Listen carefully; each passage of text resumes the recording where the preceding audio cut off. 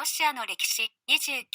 30年戦争準備編その10、数奇距離主流、下、アングレーム条約。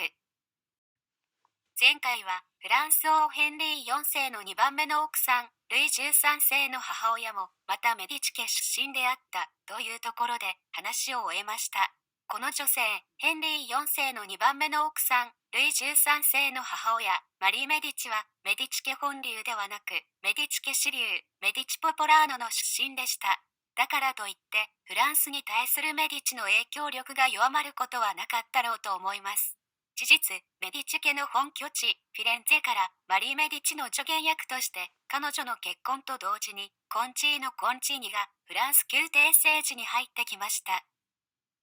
マリー・メディチはメディチの血だけでなくハプスブルクの血も引いていました。彼女の母方の祖父はハプスブルク神聖ローマ皇帝フェルディナンド一世でした。メディチとハプスブルクの間に生まれた娘がフランス王と結婚したわけです。なんと勅令が出されたのが1598年。ヘンリー4世の最初の奥さんとの結婚廃止が1599年。そして彼の2回目の結婚は1600年でした。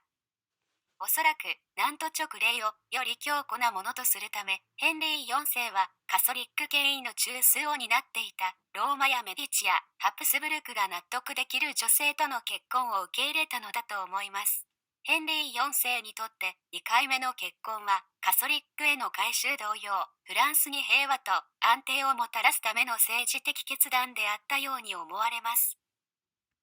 ヘンリー4世のカソリックへの改宗、それによって可能となったナント勅令。ナント勅令とマリー・メディチとの結婚によってフランスにもたらされた平和と安定。つまるところ、フランス宗教戦争後のフランスの平和と安定は、ヘンリー4世個人の決断と行動に負う部分が大きかったように思えます。裏を返せば、ヘンリー4世が亡くなれば、フランスの平和と安定は崩れ去る危険性があったということだったと思います。1610年、ヘンリー4世は暗殺されました。リシュリューが司教になった1607年からクサンテン条約1614年まで、これまで30年戦争準備編として眺めてきた出来事にフランスでの出来事を足し込んで流れを再確認します。1607年、リシュリューがローマ教皇から年齢特例を得て司教になりました。1609年4月、80年戦争、オランダ独立戦争において12年間の休戦が決定しました。12年間の休戦を仲介したのはイングランドとフランスでした。1609年6月、ユーリヒ・クレベスバーグで後継者争いが起きました。1609年7月9日、ハプスブルク、ルドルフ2世がボヘミアに対してレター・オブ・マチェスティを発してボヘミアのプロテスタント問題を一応は鎮めました。1609年7月10日、ウィッテルスバッハ・バイエルン、マクシミリアン1世がカソリックリーグを結成しました。レター・オブ・マチェスティが出された日とカソリックリーグ結成の日は1日違いでした。この時期、ハプスブルクやローマに混乱があったのが見て取れます。そして1610年5月、ヘンリー4世は暗殺されました。1611年、ハプスブルク、マサイアスがルドルフ2世に代わってボヘミア王になりました。ルドルフ2世が1612年1月に亡くなると、1612年6月、マサイアスが神聖ローマ皇帝になりました。1613年、ゲイブリエル・ベスレンがオットマンの支援を得てトランシルバニア王になりました。そして1614年、クサンテン条約でイングランドとフランスはユーリヒ・クレベスバーグの後継者争いを一旦停止させました。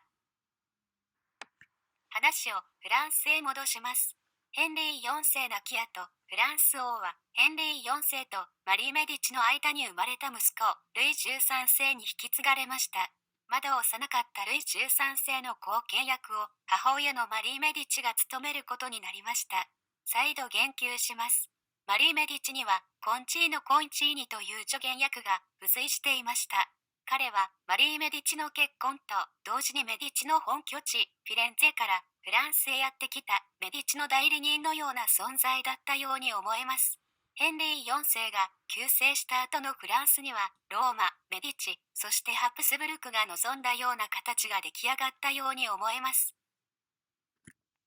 ルイ13世がフランス王として公権約不要な年齢に達しても、マリー・メディチとコンチーノ・コンチーニがフランス宮廷政治の実権をルイ13世に譲り渡すことはなかったようです。この辺りからリシュリューの宗教観を伺い知れる場面に入っていこうと思います。教皇から年齢特例を受けて司教となったリシュリューはカウンターリフォーメーションの有能な働き手として頭角を現していったようです。聞き慣れないカタカナ言葉カウンターリフォーメーションを簡単にプロテスタントに対抗するカソリックの自浄改革と理解しようと思います。カウンターリフォーメーションがプロテスタントへの対抗力として正しく機能し、人々がカソリックへの信頼を回復していくことはローマ教皇にとって喜ばしいことだったはずです。リシュリューはフランスのカソリックにとってなくてはならない存在となっていったようです。おそらくの想像ですが、リシュリューはカソリックのためというより、フランスのためには、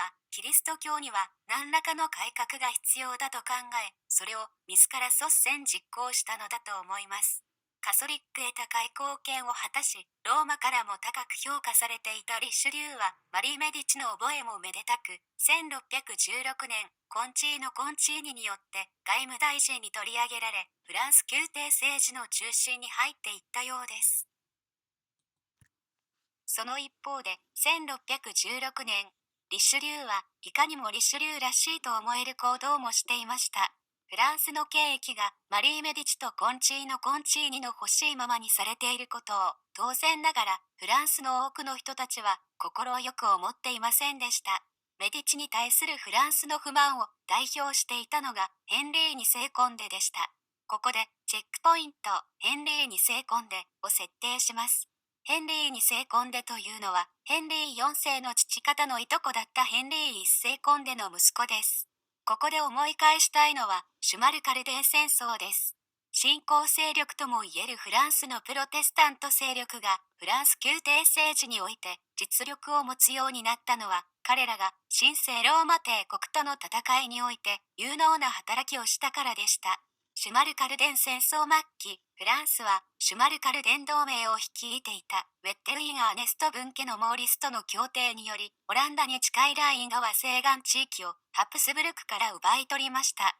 この軍事オペレーションにおいて有能な働きをしたのがフランスのプロテスタントたちで、その代表格がコンデでした。アウグスブルクの平和は神聖ローマ帝国だけでなくフランスにも平和をもたらしましたが、ハプスブルクからの脅威が薄れたフランス宮廷政治では、戦時中は影を潜めていたカソリックが勢いを盛り返し、実際の戦闘で有益な働きをしたプロテスタント勢はないがしろにされました。それがフランス宗教戦争の遠因ではなかったかと想像します。こういった経緯があったわけで、コンデ家はフランスを代表するプロテスタントだったわけですが、ローマ教皇の強い要望があって、ヘンリー2世コンデ自身はヘンリー4世同様カソリックでした。ヘンリー2世コンデはマリー・メディチがルイ13世を生む前まではヘンリー4世の次のフランス王継承者リストの最上位に位置していました。ですから、ヘンリー4世が亡くなった後、ヘンリー2世コンデが幼かったフランス王ルイ13世の後見役を務めるという選択肢もフランスにはあったと思います。ルイ13世とその弟に万が一の事態が発生すれば、フランス王は男性という決まりがあったわけですから、マリー・メディチがフランス王となることはできず、優先順位3のヘンリー2世コンデがフランス王を引き継ぐことになったはずです。その場合、もしヘンリー2世コンデがフランス王の後見役を務めていたなら、後見役がそのまま王になるわけですから、王の交代による政情不安定をフランスは最小限に抑えられるように思えます。1610年当時、フランス王の年齢資格という点でも、彼がルイ13世の後見役となることに問題はなかったように思えます。実際にはヘンリー4世が暗殺された時、彼は少し信じられないような理由で妻と共にブリュッセル、ハプスブルク領へ亡命していました。マリー・メディチがルイ13世の後見役を務めることが決まった後で、彼はフランスへ戻ってきたようです。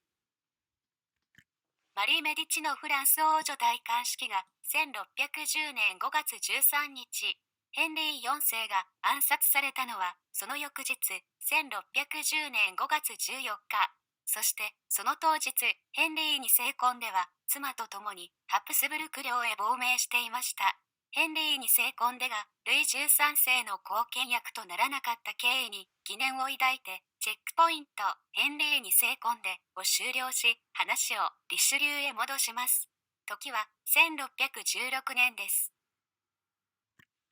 多くのフランス人にあったメディチに対する不満を代表していたヘンリー2世コンデとコンチーノ・コンチーニ、そしてマリー・メディチの間には激しい衝突が起きていました。その衝突を1616年5月3日、ラウデン条約が一応は鎮めました。ラウデン条約はフランスのユグノーと呼ばれたプロテスタントたちにヘンリー4世の死によって彼らが失う羽目になってしまった権益のかなりの部分を回復させました。正式な条約の締結者はマリー・メディチとヘンリー2世コンデでした。このラウデン条約をお膳立てしたフランス宮廷政治家の中にリシュリューが入っていました。仮にリシュリューの心の中の最上位をカソリックが占めていたとするなら、彼がラウデン条約を準備することはなかったろうと想像します。邪推です。マリー・メディチとコンチーノ・コンチーニはヘンリー2世コンデをフランス内のまとめ役として利用しようと考えていたのではないでしょうか。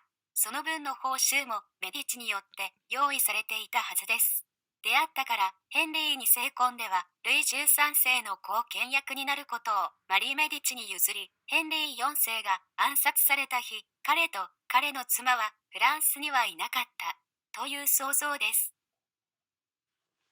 いくらラウデン条約が一定の成果をもたらし、フランスとメディチの対立を緩和させたといっても、フランス宮廷政治の実権がマリー・メディチとコンチーノ・コンチーニに握られていた限り、事態の本質的解決は望めなかったようです。ただ、それはフランスサイドのものの考え方であって、マリー・メディチとコンチーノ・コンチーニにすれば、ラウデン条約ではプロテスタントに随分と譲歩し、なおかつヘンリー2世コンデには報酬も弾んだのに、彼は事態を沈静化させるどころか、さらに自分たちを脅しにかかってきたヘンリー2世コンデには愛想が尽きたという結論に達したのだと思います。1616年9月1日、ヘンリー2世コンデはマリー・メディチによって投獄されました。これでメディチの気は済んだかもしれませんが、ヘンリー2世コンデの投獄は結果的にフランスのメディチに対する怒りをさらに増幅させました。ついに1617年4月、ルイ13世自らの指示により、コンチーノ・コンチーニは殺害され、彼の母、マリー・メディチはブロワへ追放となり、リシュリューもまた彼女に連座して責任を問われ、アビニョンへ追放となりました。マリー・メディチは約2年ほど後の1619年2月、脱獄に成功し、4月には息子ルイ13世とアングレーム条約を結んで親子の絆をつなぎ止めました。この時、母と息子を仲介したのがリシュリューでした。ことが一段落し、ほとぼりが冷めた頃、1619年10月、ヘンリー2世コンデが獄を出てきました。以後、彼はフランスとルイ13世にとって有益な働きをしたようです。ここからは全くの想像です。ヘンリー2世コンデにコンチーノ・コンチーニ殺害の理由とケーキを作らせ、ことが起きた後は嵐が過ぎ去るまで彼には監獄へ身を伏せてもらう。マリー・メディチとルイ13世が仲を取り戻したところで、ヘンリー2世コンデは釈放となり、以後はフランスとルイ13世のために働いてもらうという筋書きがあったのかもしれません。コンチーノ・コンチーニ亡き後、リシュリューを介して親子の絆を修復させることも計画の一部だったような気がします。リシュリューがマリー・メディチに連座して追放されたのは、マリー・メディチのリシュリューへの信頼を失わせないためのお芝居ではなかったかという想像です。すべてはルイ13世とマリー・メディチの親子の絆を壊すことなく、フランス宮廷政治からコンチーノ・コンチーニを排除するための計画ではなかったかという想像です。リシュリューにはフランスをローマやメディチやハプスブルクから守り抜こうとする深慮遠望な計画があったような気がしてなりません。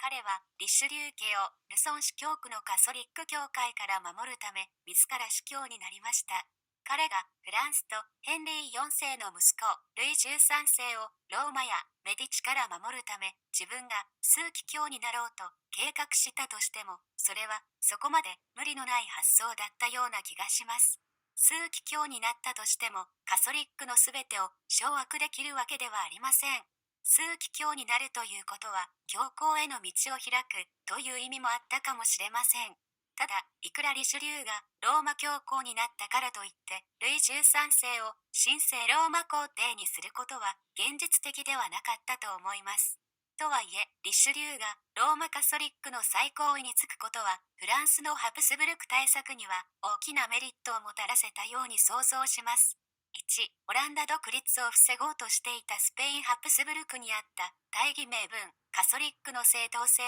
ローマ教皇の後ろ支えをスペインハプスブルクから取り外してしまえばオランダ独立はより容易になったはずです。2. トルデシュリャス条約サラゴサ条約を有名無実化できればフランス、オランダ、そしてイングランドの新世界開発により大きな前途を開けたはずです。このような計画がリシュリューの頭の中にあったとするなら、自身が教皇になるまではマリー・メディチの信頼を失うわけにはいかなかったと思います。すでに公権力不要であったとしても、マリー・メディチにはルイ13世よりフランス宮廷政治の上位にいてもらう方がリシュリューにとっては都合が良かったのかもしれません。実際にはリシュリューが教皇を目指す余裕はなかったように思います。現実に迫ってきていたハプスブルクからの脅威はフランスやリシュリューにそこまでの時間を与えてはくれなかったようです。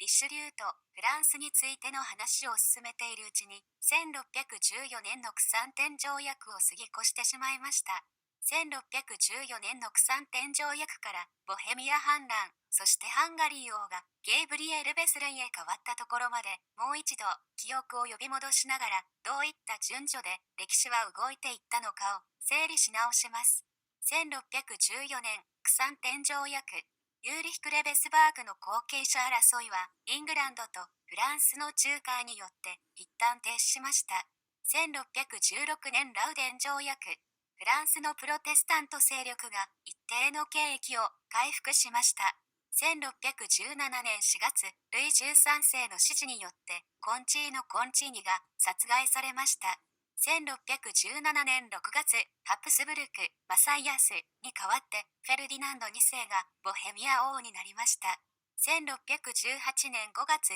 30年戦争の始まりと言われているプラハ総外放出事件が起きました。1618年8月、ボヘミア反乱に乗するかのように、ホーヘンゾーレンのジョン・シギスムンドがブランデンブルグとプロシアを一つにしました。1619年3月、ハプスブルク神聖ローマ皇帝マサイアスが亡くなりました。1619年4月、ハプスブルクのパワーダウンと気を合わせたかのように、アングレーム条約によってマリー・メディチとリシュリューがフランス宮廷政治の中心に復権しました。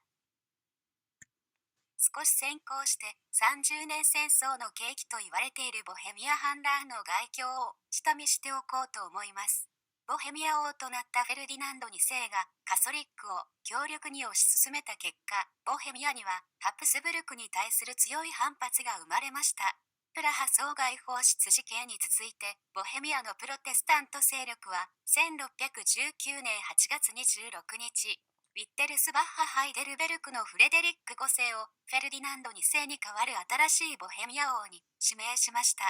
2日後、ハプスブルクサイドで対抗措置がありました。マサイアスの死から約半年後の1619年8月28日、神聖ローマ帝国はフェルディナンド2世を神聖ローマ皇帝に選出しました。レター・オブ・マチェスティの時同様、今回もハプスブルクやローマは混乱していたようです。これら一連のプロテスタントとカソリックの対立を激化させた出来事は、神聖ローマ帝国のプロテスタント諸侯たちに大きな動揺をもたらしたようです。1619年11月4日、フレデリック5世のボヘミア王戴冠式。1620年8月、ハプスブルク神聖ローマ帝国の混乱をつくかのように、ゲイブリエル・ベスレンがハプスブルクからハンガリー王を奪い返しました。今回は以上です。ありがとうございました。